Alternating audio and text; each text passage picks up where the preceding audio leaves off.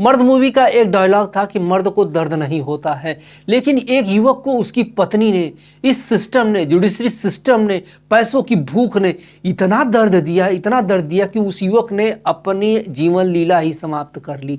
और वह युवक था अतुल सुभाष मोदी। अतुल सुभाष मोदी ने 1 घंटा 24 मिनट का वीडियो और 24 पेज का सुसाइडल नोट उसने सोशल मीडिया पर डाला।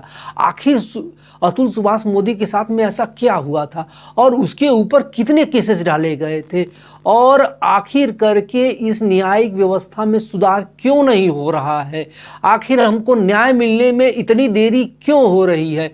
और एक प्रश्न यहाँ पर यह भी उठता है कि एक विवाह जैसी पवित्र संस्था आखिर पैसों की भूख की भेंट क्यों चढ़ रहा है, और क्या अतुल जैसी हालत आने वाली पीढ़ी के साथ में सबसे बड़ी बर्बरता होगी।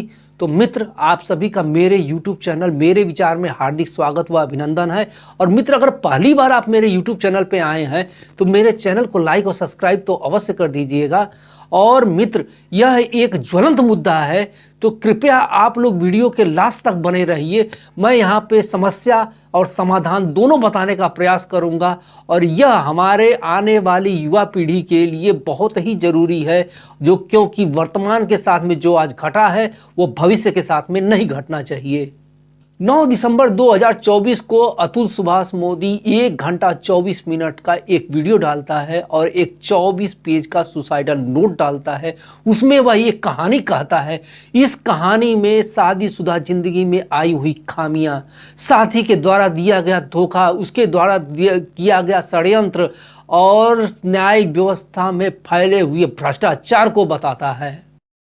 और 26 जून 2019 को निकिता सिंघानिया और अतुल सुभाष मोदी की शादी हो जाती है। निकिता भी वर्किंग वूमन है और वह भी 10 लाख रुपए पर एनम कमाती है।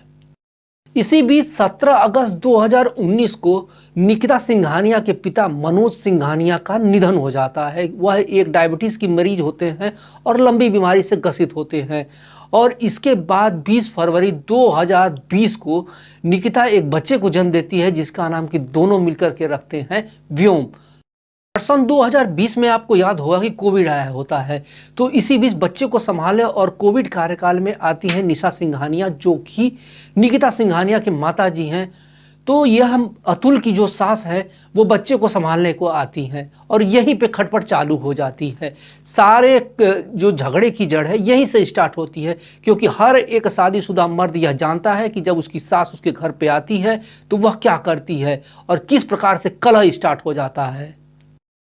और यहाँ पर चालू हो जाता है आरोप प्रत्यारोप का दौर। निकिता सिंघानिया अतुल पे यह आरोप लगाती है कि उसका संबंध ऑफिस के किसी कलीग के साथ में है, और अतुल आरोप लगाता है कि निकिता का संबंध उसके किसी फ्रेंड के साथ में है। लेकिन दोनों प्रूफ करने की कोशिश करते हैं कि दोनों का किसी के साथ में कोई संबंध नहीं है। और इन्हीं बातों को लेकर निकिता अतुल से अलग हो जाती है और वो 17 मई 2024 को जौनपुर आ जाती है और यहाँ पर रहने लगती है। और 19 जनवरी 2024 को यह सारा मामला कोर्ट में पहुंचता है, और कोर्ट में पहुंचने के बाद निकिता अतुल पे 9 केसेस दायर करती है। 9 केसेस में जो पहला केस होता है वह होता है 302 का मामला, और यह मामला जो होता है कि मनोज सिंघानिया की मृत्यु का कारण अतुल को बताया जाता है, क्योंकि अतुल के परिवार ने मनोज सिंघानिया से 10 लाख रुपए मांगे, इसलिए उनकी मृत्यु हो गई। जबकि यह मनोज सिंघानिया की मृत्यु लगभग 2 साल पहले हो जाती है और 2 साल के बाद यह केस दायर किया जाता है। ऐसा कैसे हो सकता है मित्र कि मृत्यु के 2 साल बाद केस दायर किया जाता है। बाद में निकिता सिंघानिया यह मानती है कि उसके पिता की मृत्यु जो है वह लंबी बीमारी के कारण, वह डायबिटीज के कारण हुआ था। इसके बाद जो दूसरा केस होता है वह होता है 377, जिसमें कि अप्राकृतिक यौन संबंध का केस होता है। और इसके बाद जो तीसरा केस होता है वह है 498A, जो कि मेन केस है इसका। इसमें मारपीट, धमकी देना, इसके बारे में कहा गया है। और यह जो केस है जो यह सेक्शन है, जो यह धारा है, यह कानून प्रक्रिया के लिए अभिशाप बन गया है। इस सेक्शन के बारे में मैं आप सभी लोगों को बाद में बताऊंगा। इसके बाद जो चौथा केस होता है वह केस होता है 125C। इसमें मेंटेनेंस मांगा जाता है। अतुल 40,000 रुपये पर महीना वह मेंटेनेंस अपने बच्चे के लिए दे रहा था, जबकि डिमांड की जा रही थी कि 2 लाख रुपए दिया जाए। और यहाँ पे आपको मालूम होना चाहिए कि निकिता सिंघानिया 10 लाख रुपए सालाना नौकरी पे काम करती थी, फिर भी मेंटेनेंस क्यों मांगा जा रहा था। इसके बाद घरेलू हिंसा, दहेज, उत्पीड़न, यह सब सारी चीजों को मिलाकर के अतुल के ऊपर पूरे 9 केस डाले गए थे। और एक आदमी कानून और कोर्ट के चक्कर में फंस करके अपने को और अपने परिवार को बर्बाद कर लेता है। यह कहानी सिर्फ एक अतुल की नहीं है, वो एक हर आदमी की है जो कोर्ट और वह कानून के चक्कर में अगर फंस जाता है तो वह अपने परिवार व अपने को बर्बाद कर लेता है। और इसके बाद आपको यह मालूम होना चाहिए कि अतुल को 120 बार कोर्ट बुलाती है, जिसमें वह 40 बार जाता है। 40 बार बेंगलोर से जौनपुर जाने में कितना समय पैसा खर्च होता है आप समझ सकते हैं। और एक प्राइवेट कंपनी में काम करने वाला व्यक्ति किस प्रकार से एडजस्ट कर गए वह आता है, कोर्ट के चक्करों में फंस करके किस तरह से पिसता है, यह आप समझ सकते हैं। यह कहानी सिर्फ अतुल की नहीं है, जो भी आम आदमी कोर्ट व कानून के चक्कर में फंस जाता है उसकी हालत यही होती है। आप सभी को जानकर आश्चर्य होगा कि कोर्ट ने अतुल को 120 बार बुलाया और वह 40 बार वह कोर्ट में आता है। बेंगलुरु से जौनपुर आने में कितना समय और पैसा बर्बाद हुआ होगा। एक प्राइवेट कंपनी में काम करने वाले व्यक्ति को कैसे उसने एडजस्ट करके अपने जॉब को किया होगा वह तो अतुल ही जानता होगा। लेकिन इतनी लंबी कानूनी प्रक्रिया होने के बाद भी 3 साल और 40 बार कोर्ट में आने के बाद भी अगर न्याय नहीं मिलता है तो न्याय प्रक्रिया पे प्रश्न चिन्ह तो खड़ा ही होता है। अतुल अपने वीडियो में भ्रष्टाचार का भी आरोप लगाता है। माधव करके एक व्यक्ति होता है जो कि आम आदमी से पेशी की तारीख के लिए वो 50 रुपए लेता है, लेकिन खास आदमियों के लिए वो 500 से 1000 रुपए लेता है। माधव के माध्यम से रीता कौशिक ने 3 लाख रुपए की डिमांड रखती है केस को सेटल करने के लिए, जो कि बाद में बढ़कर के 5 लाख रुपए हो जाती है। जो लोग कोर्ट व कानून के चक्करों में फंसे होते हैं उनके लिए तो यह आम बात होगी। इस प्रकार का भ्रष्टाचार तो न्यायालयों में फैला ही हुआ है। यहाँ पर मैं बाबा भीमराव अंबेडकर की एक बात को कोट करना चाहूँगा। उन्होंने कहा था कि संविधान कितना भी अच्छा क्यों ना हो, अगर उसमें उसको अमल में लाने वाला व्यक्ति सही नहीं है तो संविधान गलत रहेगा। और संविधान कितना भी खराब क्यों ना हो, उसको अमल में लाने वाला व्यक्ति अगर अच्छा है तो संविधान अच्छा होगा। और यह जो संविधान की जो बात बाबा भीमराव अंबेडकर ने कही है वह एक व्यक्ति पर नहीं, पूरे समाज पे, पूरी न्यायिक व्यवस्था पे, पूरे प्रशासन पे यह लागू होती है। इस केस में बार बार 2 धाराओं का उल्लेख हो रहा है। वो 2 धाराएं हैं 498 और सीआरपीसी की 125। जब तक हम इन धाराओं के बारे में नहीं जानेंगे तब तक हम यह नहीं समझ पाएंगे कि इसका दुरुपयोग कैसे किया गया। पहले आइए हम लोग जानते हैं कि 498 क्या है। धारा 498 विवाहित महिलाओं को पति और उसके रिश्तेदारों द्वारा क्रूरता का शिकार होने से बचाने के लिए वर्ष 1983 में पेश की गई थी। भारत न्याय संहिता 2023 की धारा 84 इसी के प्रावधान से संबंधित है।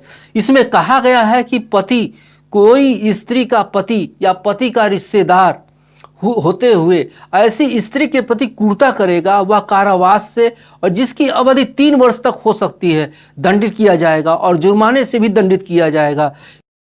इस सेक्शन में क्रूरता का भी कहा गया है। क्रूरता को जानबूझकर किया गया कोई आचरण ऐसी प्रकृति का है जिससे कि किसी स्त्री को आत्महत्या करने के लिए प्रेरित करने की या उस स्त्री के जीवन या अंग या स्वास्थ्य की गंभीर क्षति अगर पहुंचाई जा रही है तो यह 498 के तहत आता है। इस धारा के तहत अपराध संज्ञेय व गैर जमानती अपराध होता है और वह धारा 498 के तहत शिकायत अपराध से पीड़ित महिला या उसके रक्त, विवाह या दत्तक ग्रहण संबंधित किसी भी व्यक्ति के द्वारा दर्ज की जा सकती है। और यदि ऐसा कोई रिश्तेदार नहीं है तो किसी भी लोक सेवक द्वारा, जिसे कि राज्य सरकार द्वारा संबंध में अधिसूचित किया जा सकता है। धारा 498 के तहत अपराध करने का आरोप लगाने वाली शिकायत कथित घटना के 3 वर्ष के भीतर भी दर्ज की जा सकती है। हालांकि दंड प्रक्रिया संहिता 1973 की धारा 473 न्यायालय को सीमा अवधि के किसी अपराध की संज्ञान लेने में सक्षम बनाती है यदि वह संतुष्ट है कि न्याय के हित में ऐसा करना अगर आवश्यक है तो। इसके लिए जो आवश्यक तत्व है वो यह है कि धारा 498 के तहत अपराध करने के लिए निम्नलिखित आवश्यक तत्वों का कथित होना आवश्यक है। महिला विवाहित होनी चाहिए, वह क्रूरता या उत्पीड़न से पीड़ित होना चाहिए, या तो ऐसी क्रूरता व उत्पीड़न को महिला के पति या उसके रिश्तेदार द्वारा प्रदर्शित किया गया होगा। आप यह धारा को सुनने के बाद, इस धारा की जो जितने भी रूल और नियम है, इसको सुनने के बाद आपको लग रहा होगा कि इससे महिलाओं को न्याय मिलता होगा, लेकिन यहाँ पर सुप्रीम कोर्ट ने यह कहा हुआ है कि इससे न्याय नहीं अन्याय में ज़्यादा बढ़ गया है। सीआरपीसी 125 में यह कहा गया है कि माता पिता पुत्र और पत्नी भरण पोषण के अधिकारी होते हैं। इसमें जायज व नाजायज पुत्र भी हो सकते हैं और वृद्ध माता पिता भी हो सकते हैं। इसमें तलाकशुदा पत्नी हो सकती है जिससे उसने व्यक्ति ने तलाक लिया हुआ है। अगर पत्नी असक्षम है अपना भरण पोषण करने में तो 125 के तहत वह अपना भरण पोषण का अधिकार मांग सकती है और यह भरण पोषण का अधिकार तय करती है न्यायालय। आज के वर्तमान समय में इन दोनों धाराओं का जमकर दुरुपयोग किया जा रहा है और इसी का आधार लेते हुए अतुल की पत्नी निकिता सिंघानिया ने अतुल पर जबरदस्त अत्याचार किए, वह मानसिक व आर्थिक अत्याचार किए और जिसके कारण कि अतुल को अपनी जीवन लीला समाप्त करनी पड़ी। और इसे महज संयोग कहा जाएगा कि 10 दिसंबर 2024 को सुप्रीम कोर्ट की एक बेंच जिसकी कि जस्टिस वी रत्नाकर हैं, वो यह कह रही हैं कि 498 और जस्टिस वी नागरत्ना ने यह कहा कि 498 का जबरदस्त दुरुपयोग किया जा रहा है। पीड़िता अपने प्रतिशोध को पूरा करने के लिए अपने पति व रिश्तेदार पे वह गलत आरोप लगा रही है।